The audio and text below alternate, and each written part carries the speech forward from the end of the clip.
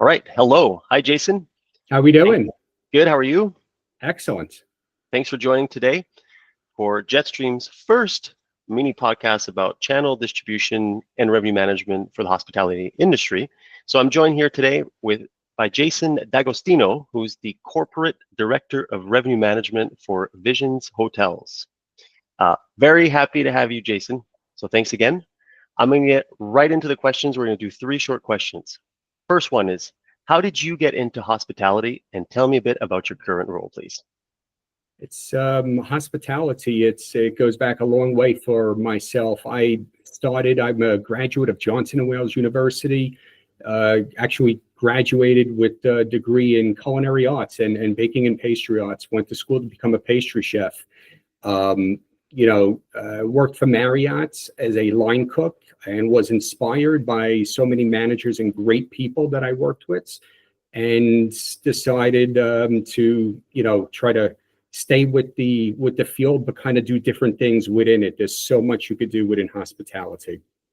Decided to follow the path through the rooms division, and through many years of hard work and being in the right place and working with some great leaders, found myself with the opportunity to finally get into general management, regional management, and then about 11 years ago, going on 11 years in August, I had joined Visions Hotels.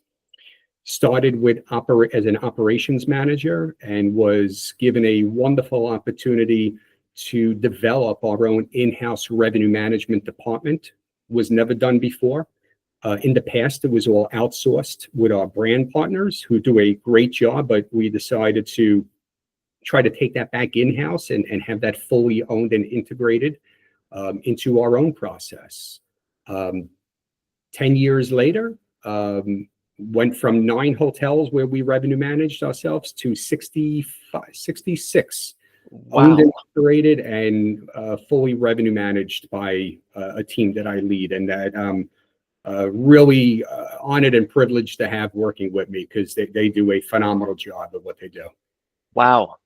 Congratulations. That's an incredible journey. So your family must be pleased with your cooking skills at home.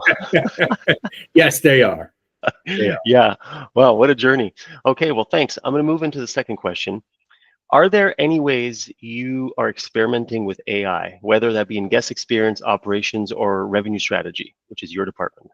Sure. So I think for guest experience and operations, there's a lot of things that are happening on that end of the discipline. But it's kind of sticking more towards the revenue strategy.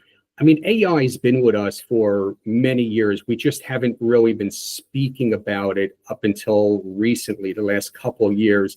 And, it started with machine learning, right? If we go back and we look at these systems like OneYield, like Ideas, like Concerto, and the other revenue platforms, they've always had a revenue management automation piece happening.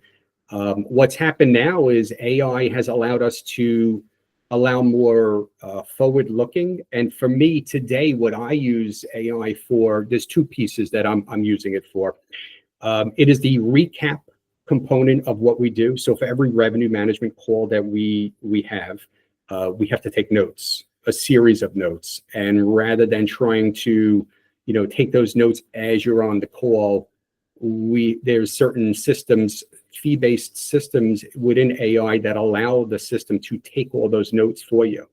They do an incredible job doing it. They break it down. They allow you easy access for later review.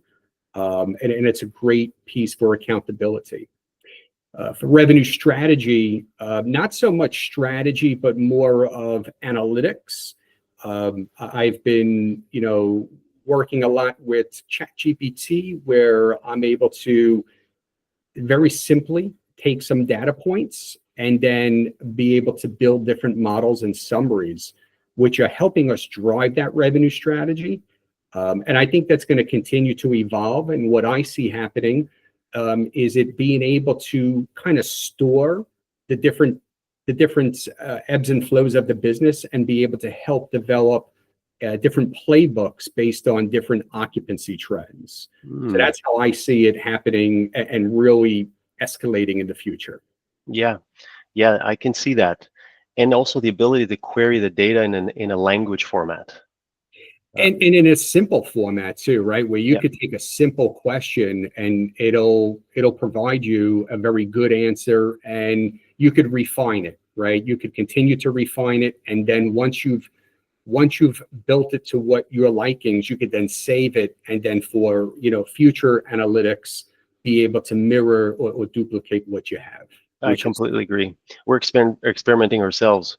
We use Power BI as a BI tool, and we use ChatGPT in an experimental format of here's some data, what do you think, this, that, and then kind of what you're saying, once we find a sort of a format of data presentation that we like, or there's something useful, then we'll BI it ourselves at this point. So you must be doing something similar. yes. Yeah. Okay. Well, if I gave you a magic wand to fix one challenge with how your properties are listed or sold today, what would you fix first? That would be the photography. I think is a great opportunity. It's a major driver of distribution, right? And people buy with their eye, and we say this all the time, especially if you're a hotel that's newly renovated, a new build. People want to, and as you're trying to build presence, people want to see what it is that they're buying, right? So too often there are times where the photography is inconsistent across different distribution channels. So, for me, I would look for the magic wand that gives you a simplified solution to upload all photography across branded or non-branded, hotels, Yeah, and then distribute to all distribution channels that hotel is actively participating with. you got it. Okay, that's interesting. We are fanatics about good photography, but you're not talking about the quality of the photography. You're talking about sort of management of photography assets for distribution. I agree with you, and I probably should have prefaced it by saying that the imagery needs to be consistent, and then, of course, once it's the right pixels, the right format, then it's distributed across multiple channels. Because, to your point, the last thing you want to do is, sell a product with it not being represented correctly. So there's two elements there, right? Yes, The type of photography, is it top-notch photography, and then making sure that it is pushed out through all the distribution channels, but also tagged correctly, right? I mean, how many times have you done an audit on an OTA, and the bathroom photo looks different than perhaps it does on the hotel websites? got it. It's very tricky for the guest, and we want to give our guest a consistent journey through the funnel. Have you guys looked at Leonardo for this solution? We have. Yeah. Look, they do a great job with what they do. There is an expense to it. Mm-hmm. Yeah. What I think is going to happen at some point is I think there's going to be other players coming into the field, hopefully offering different price points for different assets. Got it. Well, thank you so much, Jason, for Thank sharing you. your excellent knowledge and experience, and congratulations on your career once again. Thank you very much.